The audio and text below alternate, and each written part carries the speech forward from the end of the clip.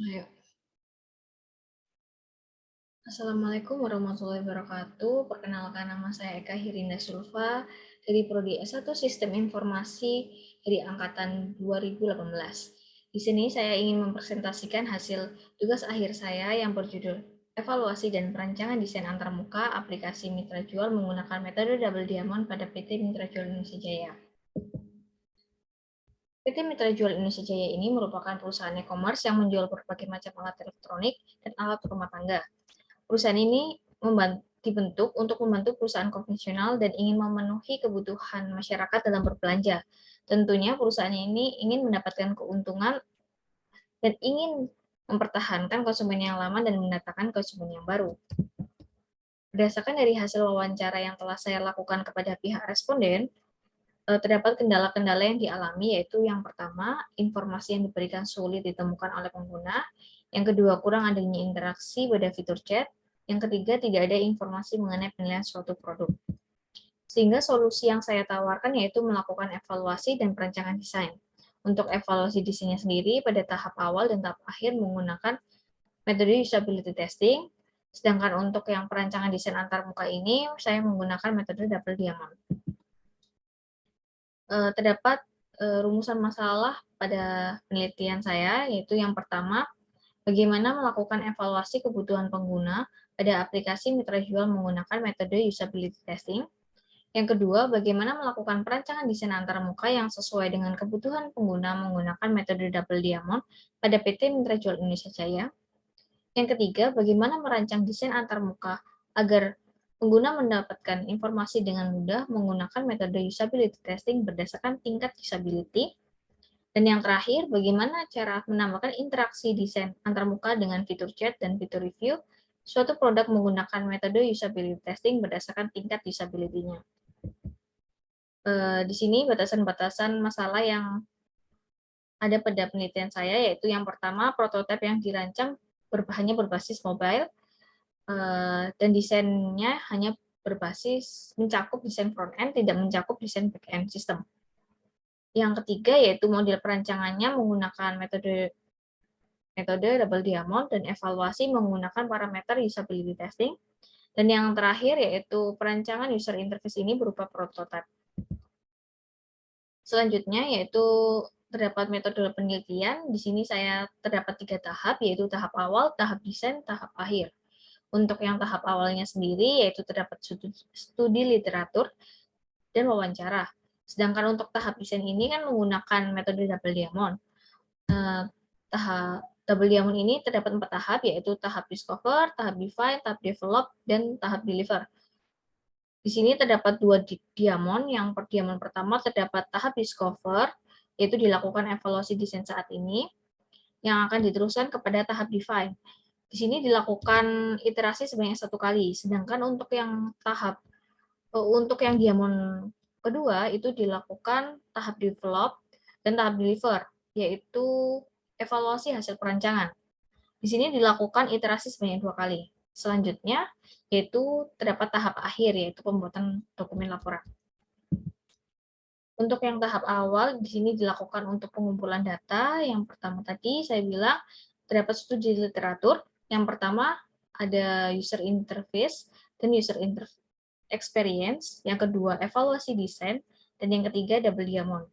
Untuk wawancaranya sendiri saya melakukan dengan salah satu pihak perusahaan serta 5 responden. Untuk tahap desainnya sendiri terdapat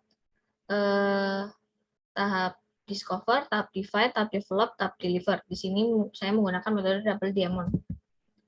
Selanjutnya untuk hasil tahap desainnya itu terdapat hasil evaluasi kuesioner. Jadi di sini hasil dari penyebaran kuesioner yang telah dibagikan kepada 30 responden menghasilkan hasil evaluasi kuesioner ini. Jadi hasil dari pernyataan-pernyataan yang ada pada kuesioner direkap sehingga memiliki skor MEAN yang terendah. Yang terendah ini bercetak tebal, yang saya cetak tebal, dan itu perlu dilakukan evaluasi desain. Di sini untuk menganalisis hasil kuesionernya, yaitu dari pernyataan ini akan saya analisis dan untuk menemukan permasalahannya. Setelah menemukan permasalahannya, yaitu saya akan melakukan rekomendasi berdasarkan hasil kuesionernya tadi. Di sini yang pertama, pada aspek learnability dulu, rekomendasi yang saya berikan yaitu yang pertama menggunakan simbol, icon, dan gambar yang mudah dipahami. Yang kedua menggunakan tulisan teks yang mudah dan jelas. Sedangkan untuk yang aspek efisiensi yaitu yang pertama menempatkan informasi yang mudah ditemukan pengguna dan menempatkan tombol yang mudah digunakan oleh pengguna. Yang ketiga yaitu memorability. Di sini yaitu terdapat menempatkan menu-menu di tempat yang mudah diingat. Untuk yang aspek error, itu yang pertama memperkecil ukuran gambar yang ada, yang kedua memberikan pop-up atau pesan bahwa terjadi kesalahan. Selanjutnya yang terakhir yaitu aspek satisfaction. Yang pertama menambahkan warna selain warna primary dan secondary. Yang kedua memaksimalkan fitur yang tersedia. Nah, untuk yang selanjutnya yaitu tahap define. Tahap define ini terdapat hasilnya yaitu hasil empathy maps. Terdapat think and feel, apa yang mereka pikirkan dan apa yang mereka lihat, apa yang mereka katakan dan apa yang mereka dengar. Selanjutnya yaitu terdapat user journey maps. Di sini merupakan alur dari awal pengguna. Apa sih tujuan yang pengguna dari ingin mencek out sebuah produk di aplikasi tersebut, dari kesadaran sampai keinginan pencarian sampai juga dia ingin membeli produknya dan dilakukan pengiriman menggunakan produk dan melakukan review pada produknya. Selanjutnya yaitu terdapat hasil dari tahap define ini yaitu user persona. User persona ini yaitu di sini identitasnya bernama Kak Nanda Fujia yang berumur 23 tahun, asal kota Sidoarjo. Tujuannya di sini ia ingin mencari barang elektronik yang lebih mudah dan praktis. Kebutuhannya alur aplikasi yang mudah dipahami dan memiliki tampilan desain yang menarik. Keresahan yang dirasakan oleh Kak Nanda ini yaitu kesulitan menemukan riwayat pembelian dan tidak ada review suatu produk. Sedangkan keinginannya yaitu tampilan aplikasi dibuat menarik dan dapat dimengerti oleh pengguna mitra jual. Di sini adalah hasil dari wawancara yang telah saya kumpulkan, yaitu Pain and Gain. Untuk yang pain-nya sendiri, kesulitan menemukan riwayat pembelian. Yang kedua, kurang informatif pada menu home, detail, produk, dan profil. Yang ketiga, masih belum mengikuti tren. Yang keempat, tidak ada informasi mengenai penjual. Yang terakhir, yaitu fitur chat tidak langsung dibalas. Untuk yang keinginannya sendiri, yang pertama, terdapat ingin adanya fitur chat dengan penjual. Yang kedua, aplikasi yang informatif. Yang ketiga, tampilan aplikasi yang menarik. Yang keempat, alur aplikasi mudah dipahami dengan fitur-fitur tambahan. Dan yang terakhir, menambahkan fitur review. Sehingga setelah dilakukan sampai tahap define, yaitu dilakukan iterasi sebanyak 1 kali ya untuk diamond yang pertama. Iterasi ini memastikan bahwa kendala-kendala yang dialami oleh pengguna sudah disetujui oleh pihak perusahaan, sehingga hasil wawancara kepada pihak perusahaan dan pihak perusahaan mengatakan telah menyetujui hasil pain and gain dan tidak perlu dilakukan iterasi lagi. Jadi pihak perusahaan ini ternyata hasil dari evaluasi yang tadi dan saya pain and gain ini ternyata sama yang telah dilakukan oleh pihak perusahaan juga setelah dilakukan evaluasi juga dari pihak perusahaan. Sehingga pada diamond pertama ini tidak perlu dilakukan iterasi. Selanjutnya untuk diamond kedua yaitu terdapat tahap develop. Tahap develop ini yaitu untuk melakukan proses mendesain berdasarkan solusi atau hasil rekomendasi yang telah diberikan. Yang pertama yaitu terdapat sitemap. Sitemap ini terdapat menu beranda, produk, chat, keranjang, dan akun. Nah, untuk detail brandanya sendiri terdapat fitur pencarian, kategori, produk terbaru. Sedangkan untuk yang produk, dapat detail produk. Dan untuk yang chat, pencarian, list pesan, dan tambah pesan. Untuk yang keranjang sendiri, yaitu ringkasan pesanan, metode pengiriman, metode pembayaran. Untuk yang akun di sini, pengguna bisa melakukan regis atau login terlebih dahulu, dan melakukan edit profil, riwayat pembelian, dan daftar penjual. Selanjutnya di sini dilakukan pembuatan sketsa dulu terlebih dahulu. Setelah pembuatan sketsa jadi, dilakukan penyebaran Google Doc kepada 5 responden tersebut, dan hasilnya yaitu berdasarkan di sini hasil votingnya. Untuk yang register kebanyakan memilih sketsa yang nomor 4 dan login ke yang 5 gitu, dan seterusnya. Dan di sini sekilas dari hasil yang telah dipilih oleh responden. Untuk tampilan brandingnya, sketsanya yang dipilih seperti ini, dan untuk yang riwayat pembeliannya seperti ini. Selanjutnya yaitu terdapat storyboard. Di sini alurnya yaitu dari mengakses aplikasi mitra jual sampai memberi review produknya. Selanjutnya yaitu terdapat desain guideline-nya, yaitu terdapat color and button. Di sini terdapat color-nya itu terdapat primary, yaitu dari logo perusahaan PT Mitra Jual sendiri warna ungu, sehingga saya menyamakan dan saya mencari riset dari yang sekunderinya. Selanjutnya terdapat button dan tipografinya saya menggunakan kayak penulisan Poppins. Selanjutnya untuk tahap develop yaitu pembuatan prototipe. Di sini hasil prototipe yang telah saya buat sekilas yaitu pada tampilan beranda dan riwayat pembelian. Untuk yang tahap deliver, di sini saya melakukan menggunakan usability testing. Dilakukan evaluasi desain, melakukan penyebaran kuesioner lagi berdasarkan dari hasil prototipe yang telah saya buat tadi. Di sini saya melakukan juga dengan menggunakan tools MELS. Ya, ini yang pertama menentukan responden kalau pengujian. Jadi pengujiannya di sini saya menggunakan pengujian usability testing dengan 2 cara, yaitu dengan tools MELS dan kuesioner. Untuk yang tools MELS sendiri, di sini saya menentukan respondennya terdapat 5, dan ini pembuatan teks skenario-nya, yaitu teks pertama membuat akun, mengunjungi toko penjual, melakukan proses checkout, melakukan pembayaran, melihat riwayat pembelian, memberikan review, membalas pesan masuk. Selanjutnya yaitu pengujian usability testing. Di sini melakukan dengan tools MES dan dilakukan secara menggunakan Google Meet. Nah, untuk Google Meet sendiri, responden harus open cam dan share screen agar saya bisa mengamati gerak-gerik dari responden tersebut. Selanjutnya yaitu terdapat hasil task yang diberikan ini.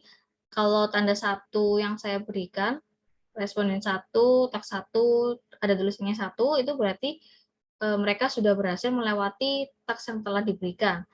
Dan di samping atas kanan ini terdapat jumlah dari hasil total keseluruhan dari MES ini, yaitu 91%. Sehingga bisa dinyatakan sangat baik. Selanjutnya untuk pengujian usability testing dengan kuesioner, di sini saya juga menentukan kuesionernya menggunakan 30 responden, dan ini pengujian usability testing membuat pertanyaan berdasarkan tingkat usability testing. Jadi di sini pertanyaan-pertanyaan yang akan saya sebarkan melalui kuesioner tadi, melalui Google Form, dan di sini hasil dari evaluasi kuesioner. Untuk learnability sendiri rata-rata MEA-nya itu 84, rata-rata persentasenya 84 yang bisa dikatakan sangat baik, dan indikator efisiensinya 90,6, dan memorability-nya 90,8, indikator error 91,4, dan yang terakhir indikator satisfaction-nya 90, sehingga rata-ratanya itu bisa dikatakan sangat baik. Namun pada Google Form tersebut saya juga menambahkan saran dan kritik. Saran dan kritik ini digunakan untuk menentukan apakah masih ada kekurangan dari desain yang telah saya buat atau prototipe yang setelah saya buat, dan akan dilakukan proses iterasi kembali jika masih ada saran dan kritik dari responden. Di sini saran dari responden dari berdasarkan wawancara dan hasil kuesioner saya gabung dari sini. Terdapat 1 sampai 10 saran dan kritik dari responden. Di sini saya melakukan iterasi lagi Dan hasil iterasi yang telah saya lakukan ini terdapat hasil learnability-nya jadi 96,3, indikator efisiensinya jadi 95, untuk memorability-nya jadi 96, untuk indikator error-nya jadi 97, dan yang terakhir yaitu indikator satisfaction-nya terdapat 96. Jadi dari hasil rata-rata dari indikator yang telah saya sebutkan tadi, total rata-ratanya keseluruhannya indikatornya adalah 96, yang dapat dikatakan sangat baik. Untuk hasil presentasi ini yaitu terdapat setelah iterasi, terus habis itu juga ada hasil redesign dan desain saat ini. Di sini hasil rata-rata presentasi keseluruhan indikator dalam evaluasi desain saat ini sebesar 52%, dan untuk yang hasil evaluasi setelah redesign 89%, sedangkan yang telah dilakukan iterasi mendapat peningkatan 37%, jadi hasil iterasinya sebesar 96%. Kesimpulan yang telah saya pada penelitian saya ini yaitu yang pertama, hasil evaluasi ini menggunakan usability testing, yaitu dengan menggunakan 2 pengujian dengan MES dan kuesioner. Dan yang kedua, hasil pengujian usability testing dengan MES ini dilakukan dengan menggunakan 7 task. Hasilnya yaitu rata-rata keseluruhan indikator sebesar 91%, yang dapat dikatakan sangat baik. Dan dari hasil wawancaranya sendiri, yaitu responden telah merasa puas dan tidak ada yang perlu dikritik lagi, sehingga bisa dikatakan sudah dapat diterima oleh responden. Yang ketiga yaitu hasil pengujian menggunakan dengan kuesioner, yaitu terdapat indikator learnability 96%, efisiensi 95%, memorability 96%, error 97%, satisfaction 96%. Jadi masing-masing dari indikator ini dapat dikatakan sangat baik. Yang keempat yaitu hasil perancangan desain antarmuka ini sudah dapat dikatakan sangat baik secara keseluruhan semuanya, sehingga artinya sudah sesuai dengan kebutuhan pengguna saat ini. Jadi hasil perancangan solusi desain ini berupa prototipe yang akan diberikan kepada pihak perusahaan. Ya, itu saja, sekian dari presentasi saya kali ini. Mohon maaf jika ada kurang-kurangnya dan salah-salahnya. Saya akhiri. Wassalamualaikum warahmatullahi wabarakatuh.